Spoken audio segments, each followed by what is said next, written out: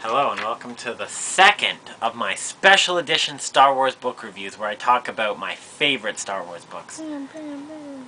Bam, bam, bam! Today we have the other book, if you've seen the first video, which was the Han Solo trilogy. If you saw that, you heard me say that it was tied in first. That trilogy was tied in first with my other favorite Star Wars book. And my other favorite Star Wars book is The Courtship of Princess Leia. Now, you #1 fans might be going, Cody, that is garbage. That is a filth story that really has no meaning to the canon whatsoever. It's not great, blah, blah, blah. It was just filler. Well, you know what? At Taco Bell, that's all they use is filler, and that's damn good filler. And this book may be filler, but it's my favorite.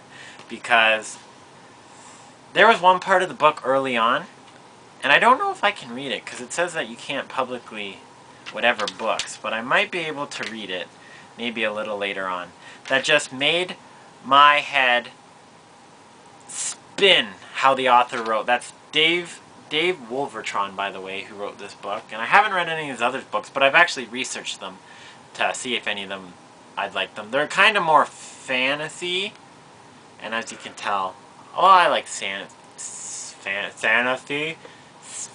and sci-fi and all sorts of things. So, you know what? I'm going to read the page because I have like 5 subscribers. Thank you, by the way.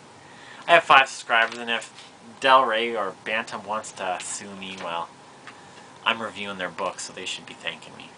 Luke could sense the ruins of the ancient Jedi Master's home before his whippet guide brought him to the place. Like the landscape of Tula itself, a barren plain where the short purple legions thrust up from the patches of the thin winter ice.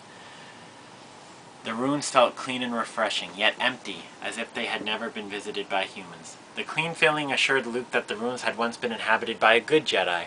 The huge whippet, its ivory fur ruffling under the spring winds, trudged over the purple moss, a vibro axe fitted in its paw.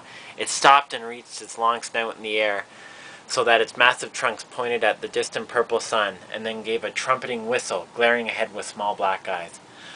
Luke pulled back the hood of his snowsuit and glimpsed at the danger on the horizon. A flock of snow demons was dropping from the shelter of the storm clouds, hairy wings flashing gray in the slanting sunlight. The whippet whistled a battle cry, afraid they would attack, but Luke reached out with his mind and felt the snow demon's hunger.